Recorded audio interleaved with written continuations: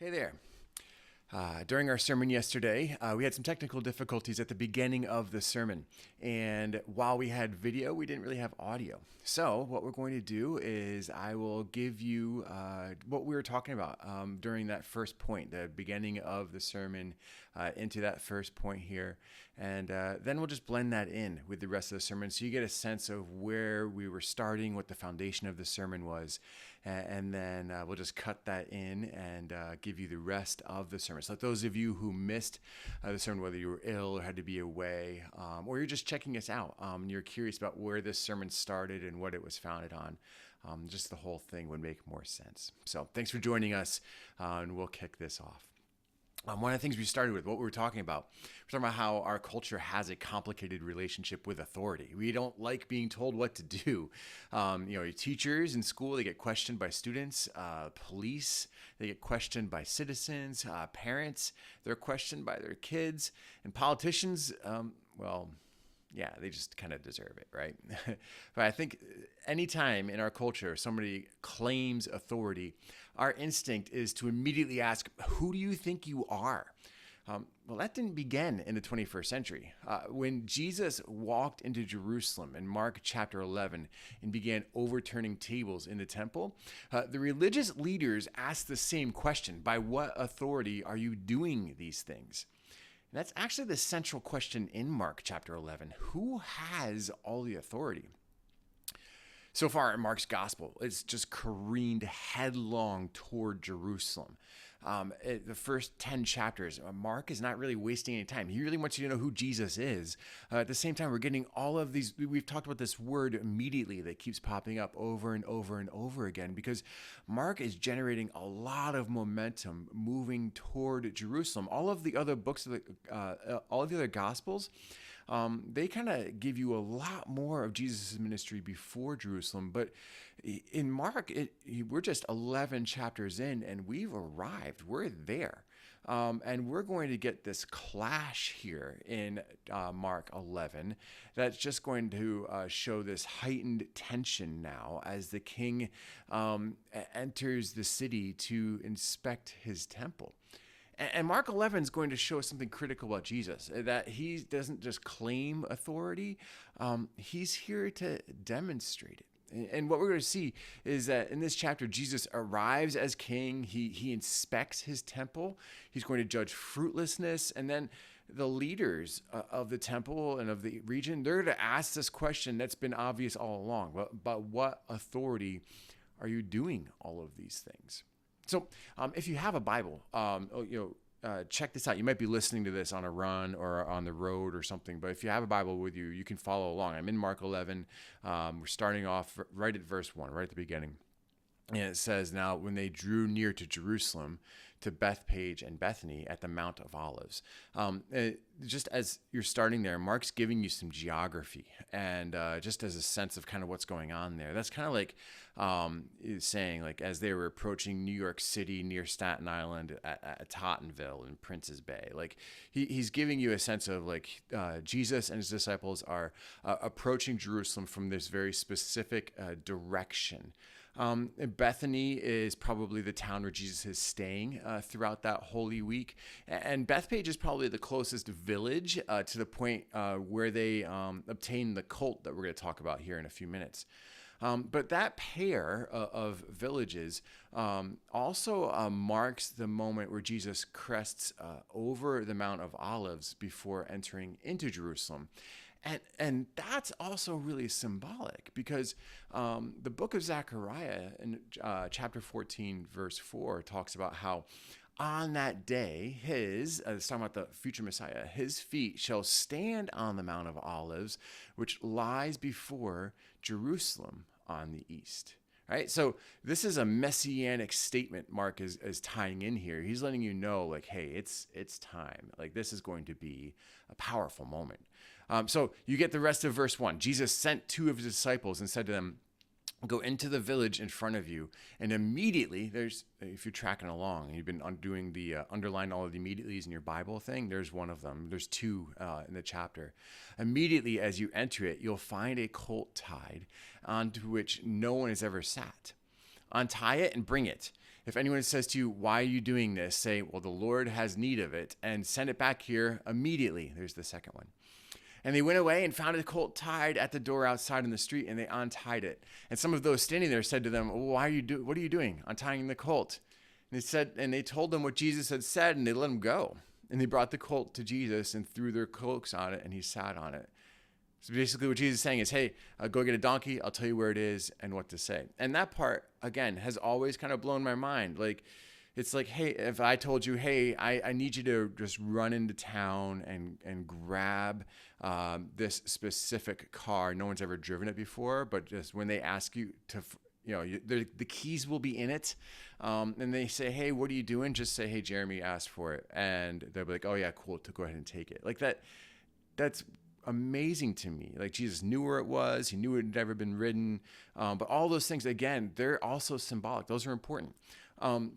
Because, again, going back to Zechariah, this book of the Old Testament, this prophetic book, it's very messianic. All of these things in Zechariah are pointing to the future Messiah that's coming for the people of Israel. Zechariah 9:9 says, rejoice greatly, behold, your king is coming to you, humble and mounted on a donkey. So, again, Jesus is tapping into this messianic moment.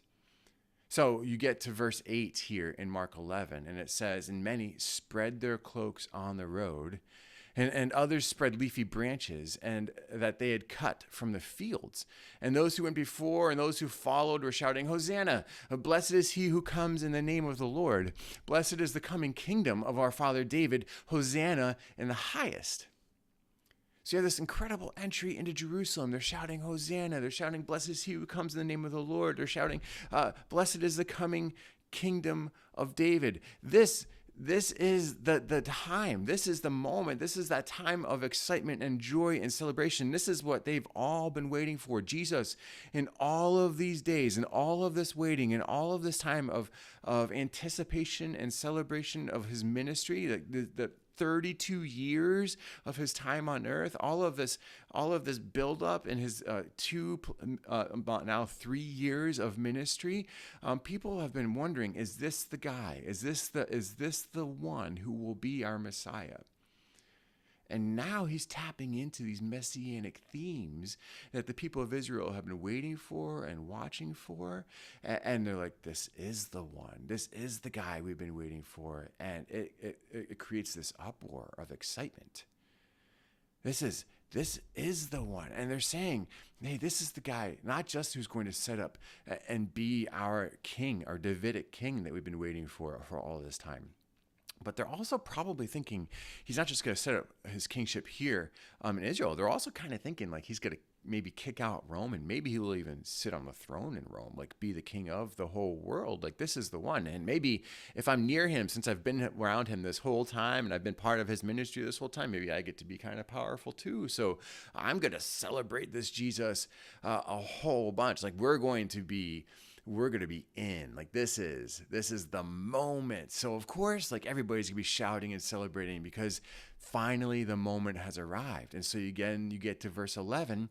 He enters into Jerusalem. He goes into the temple, and they had a look around at everything.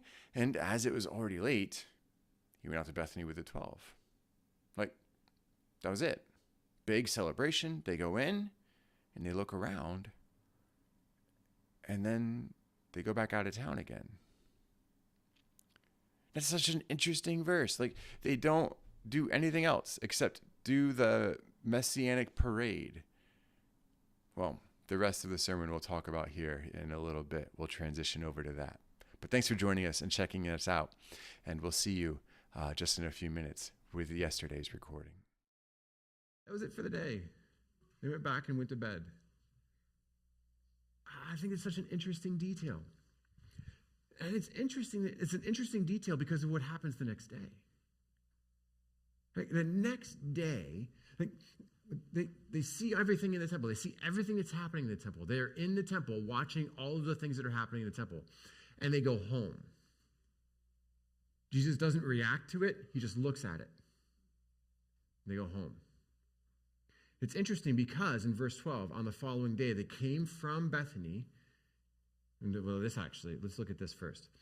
Came from Bethany He was hungry, and seeing in the distance a fig tree and leaf, he went to see if he could find anything on it.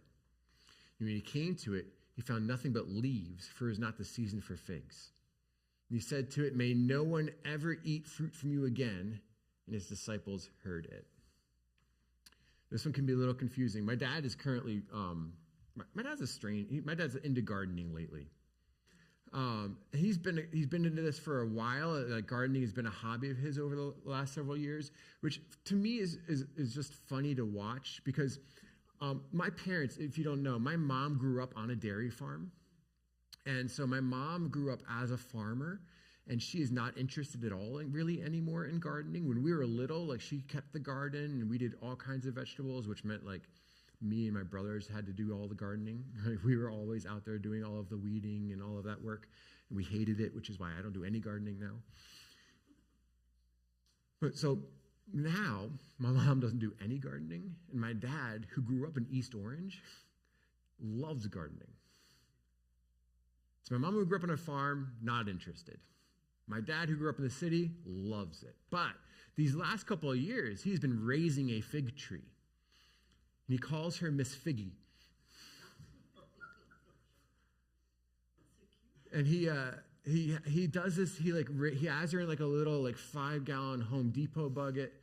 He brings her out during the day and has her sitting in his driveway so she gets sunshine. He brings her back into his garage at night, in and out, in and out, in and out. And we were talking about this last week, or the other week when we went out to visit them in Indiana. I talked about how you can just raise a fig tree just from a stick. And you can actually, every year you cut it down to this stick, and it grows from this stick all the way into a tree the next year. And you can cut that stick down and actually sell the sticks to other people who want fig trees. He's deeply into this thing. And I guess when you get retired, this is what you do. I don't know. You get into fig trees. But here's the thing about fig trees, which I learned, right? Early figs. Fig trees have 2 stages of fruit. And early on with figs, you have early figs, or a breba crop. And you actually get these small edible buds that appear at the same time as leaves. And they usually show up in March, April, which, in case you've been keeping track at home, is about the time of Passover. So, the main fig crop, that shows up later, right? The fully mature figs, that's later in June, July, August. But at this point, during Passover, when Jesus sees from a distance a fig tree with a lot of leaves on it, there should be some edible buds on there if he's hungry. So he goes over. And what he's saying, even though the main season hasn't arrived, the buds should still be there. And but the issue here is that the tree is advertising fruit from a distance, but it's produced nothing. There should be some early fruit there because the leaves are present. All right, let's keep going. Verse 15, they came to Jerusalem and entered the temple. Remember, they were there at the temple yesterday. They looked around. They saw everything that was happening in that temple, and they went home. But now we're back in the temple, and he entered the temple, and he began to drive out those who sold and those who bought in the temple, and overturn the tables of the money changers and the seats of those who sold pigeons. And he would not allow anyone to carry anything through the temple. And he was teaching them and saying to them, is it not written, my house shall be called a house of prayer for all the nations? But you've made it a den of robbers. And the chief priests and the scribes heard it and were seeking a way to destroy him, for they feared him because all the crowd was astonished at his teaching. And when evening came, they went out of the city. So he comes into this temple now, and this is a famous scene. We've heard about this scene before, and I think a lot of times we take this scene and we're like, this is why you don't sell things in church, right? Or we do all kinds of things with this scene, because one of our issues is we like to take passages of Scripture and pull them out of context and teach something from that. And there are things to learn from taking things out, taking specific things from Scripture and pulling them out of context, right? You can learn things about anger and righteousness and all of that from this. But, you can't just take things out of their context all of the time. You really need to learn, why is this passage here? And why is it in its specific place? Why does the author put this moment in this spot? Why is it that we're in the temple overturning tables right now? Because Jesus was in the temple the day before and he didn't flip tables. Jesus has been at the temple going to Passover for 32 years. And we don't have any accounts of flip tables. Why now? And why did we just get a random account of him being mad at a fig tree? That seems like the strangest passage in the entire New Testament. Could it be that we just read about a fruitless fig tree, and now we're in a fruitless temple? A temple full of activity, a temple full of leaves, a temple full of people rushing around doing things that look religious with no prayer. You go back into the Old Testament, you have these passages. Look in Jeremiah chapter 8, verse 13. It says, when I would gather them, declares the Lord, there are no grapes on the vine, nor figs on the fig tree. Even the leaves are withered, and what I gave them has passed away from them. In Hosea, God's talking about how Israel has prostituted themselves to other nations. And in chapter 9, verse 10, like grapes in the wilderness, I found Israel. Like the first fruit on the fig tree in its first season, I saw your fathers. But they came to Baal Peor and consecrated themselves to the thing of shame, and became detestable to the thing they loved. Micah 7:1, woe is me, for I become as when the summer fruit has been gathered, as when the grapes have been gleaned. There's no cluster to eat, no first ripe fig that my soul desires. Go back to our passage and look at verse 20.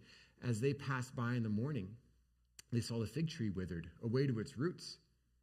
And Peter remembered and said to him, hey, Rabbi, look, the fig tree that you cursed is withered. And Jesus answered them, have faith in God. Truly I say to you, whoever says to this mountain, be taken up and thrown into the sea, and does not doubt in his heart, but believes that what he says will come to pass, it will be done for him. Therefore I tell you, whatever you ask in prayer, believe that you've received it, and it will be yours. And whenever you stand praying, forgive if you have anything against anyone, so that your Father who also is in heaven may forgive your trespasses.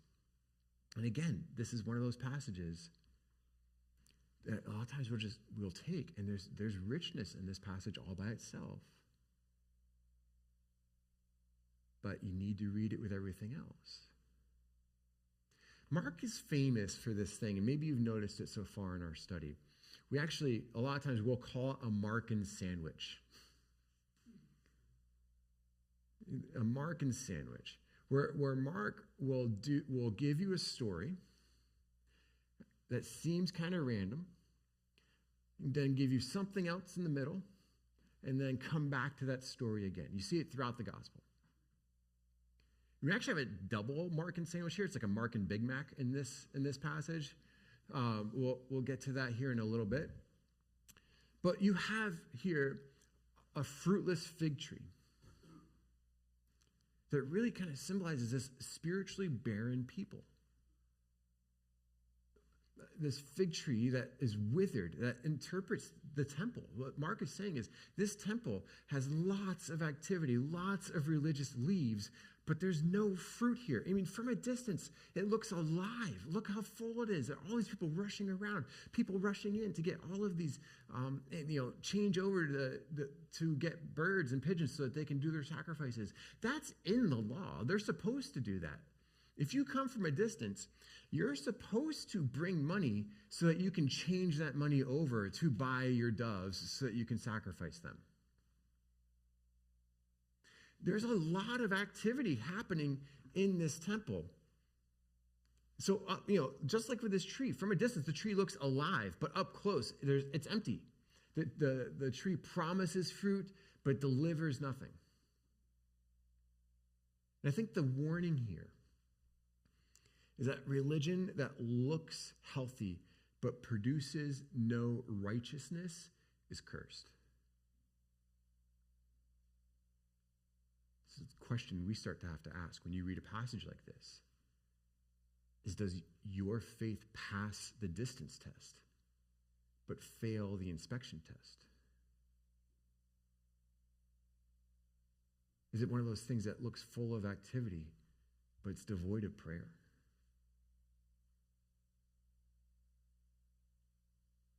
And you're present. You're doing all of the things. You're serving in all of the areas. You actually connect with the Father?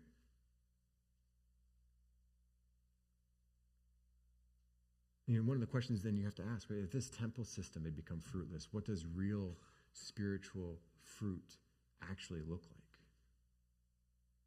Like what Mark is trying to tell us here is that real religion is faith in God initiated by prayer and acted upon with confidence.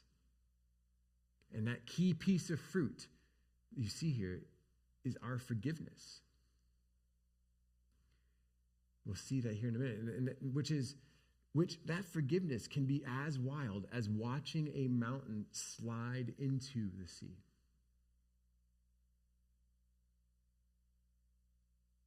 That's what he's saying to Peter. That faith, when you pray, it's like watching a mountain fall into the sea. He says there, therefore I tell you, whatever you ask in prayer, believe you received it and it'll be yours. Wherever you stand praying, what do? Forgive. If you have anything against anyone, so that your Father who is in heaven may forgive you your trespasses. That's what you're doing with that faith. That's a powerful statement. What do you do with that incredible faith that moves mountains? We focus on that piece all the time, don't we? I should have the faith that moves mountains. And then we start rushing out and like trying to apply that faith that moves mountains to all sorts of things. Good things, important things, powerful things, wonderful things. The thing that Jesus applies it to is our ability to forgive people who have wronged us. And that, friends, may be one of the more difficult things in life.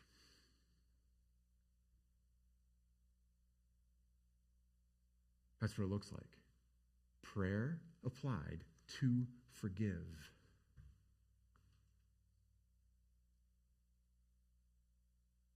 Let's look at the top and the bottom piece of bread here on the Big Mac, verse 27. They came to Jerusalem again. He was walking the temple, and the chief priests and the scribes and the elders came to him, and they said to him, by what authority are you doing these things? Or who gave you this authority to do them? Jesus said to them, well, I'll ask you one question. Answer me. I'll tell you by what authority I do these things. Was the baptism of John from heaven or from man? Answer me. And they discussed it with another, saying, well, if we say from heaven, he'll say, then why did you not believe him? But if we say from man, well, they were afraid of the people, for they all held that John was really a prophet. So they answered Jesus, we don't know. And Jesus said to them, well, then neither will I tell you by what authority I do these things. And I think that's hilarious, by the way. Well, I'm not going to tell you. So what's happening here in this chapter? You begin, right? Jesus' authority is being challenged in this chapter. You're back in the temple. The leaders ask, hey, who said you could do all of these things? And Jesus asks them, well, where did John get his authority? And leaders don't want to answer, and then Jesus won't answer. So this chapter begins with Jesus is Messiah. Let's throw our cloaks on the ground. Let's toss the palm trees. Blessed is he who comes in the name of the Lord. Blessed is he who is going to restore the kingdom of David. And it ends with, who do you think you are? We've seen Jesus command creation over the fig tree, judge the temple, and act as a true king in this passage. And the real irony here is that the leaders who are questioning Jesus are the very ones who are under judgment.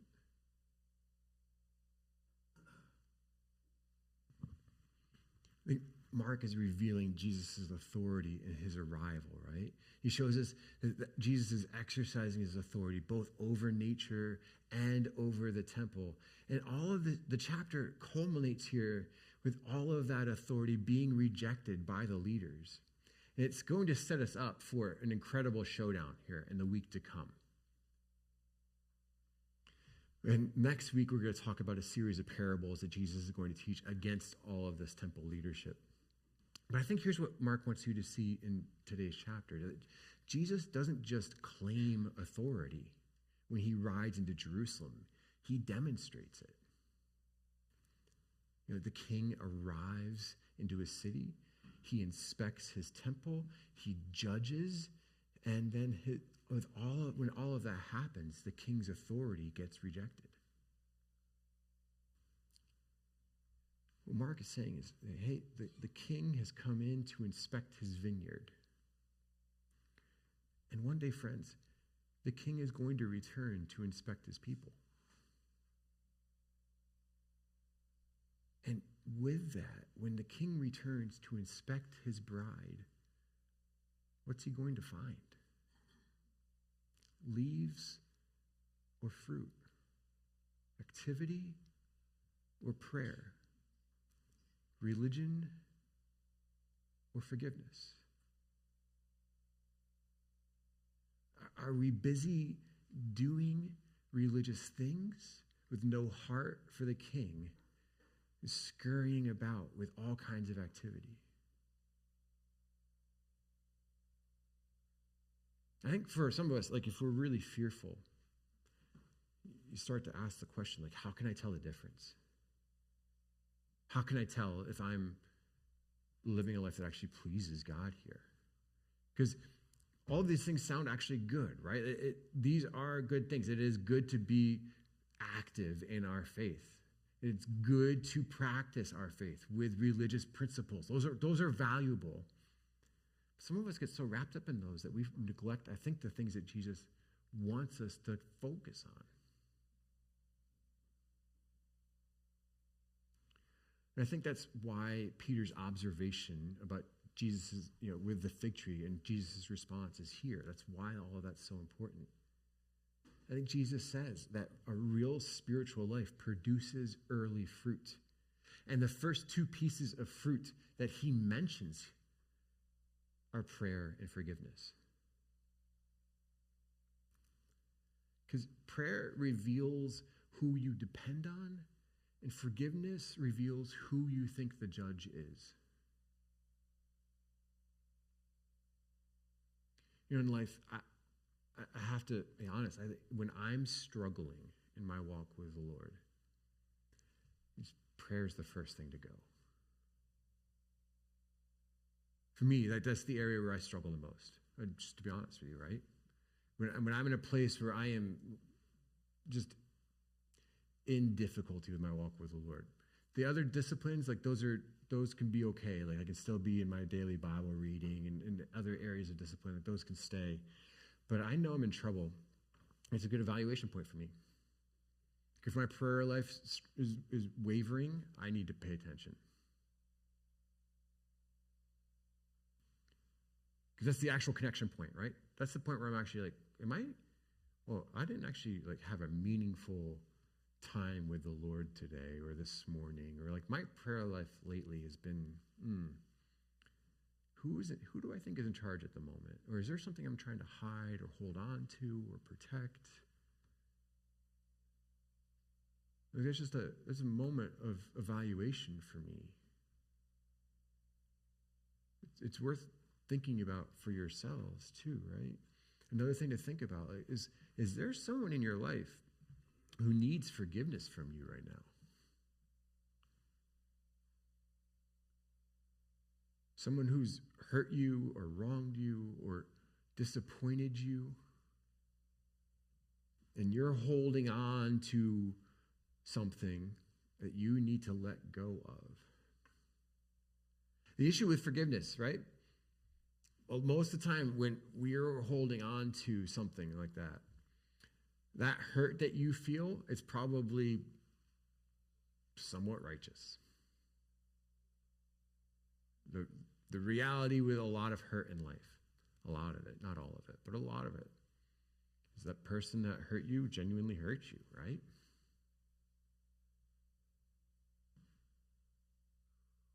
But here's the thing.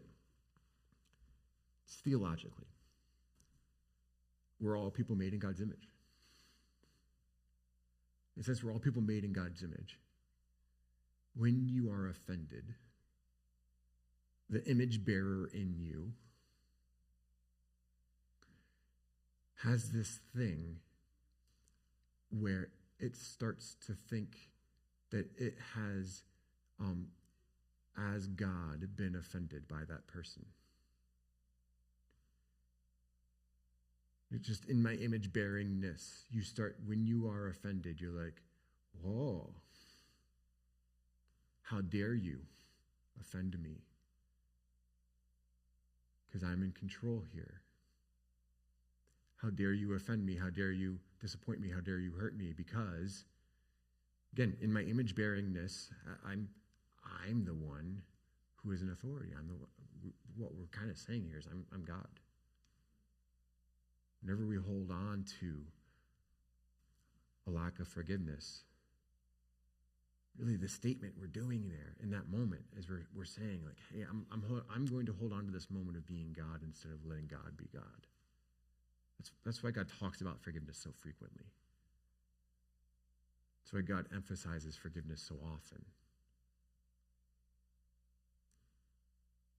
Because forgiveness is his job. That's his piece of the God part. That belongs to him. Forgiveness belongs to him as God. That's the part where we have to give up because we're not actually God. We're just made in his image. And the beautiful thing about him being God is that he can judge perfectly. And us, in our fallen nature, we're really bad judges. We hold on to things way too long. Our vengeance is ugly. It eats away at us. It just destroys us. We don't know how to exact vengeance well. But God's perfect at it. And so that's why I think it's so wonderful that Jesus talks about these two very things here as fruits of our righteousness. Prayer and forgiveness. Those are two things that indicate how closely we are walking with the Lord. Are you praying to him frequently? That demonstrates that we were reminded that he is our God. And are we quick to forgive? Because that also demonstrates that we're not the judge, he is.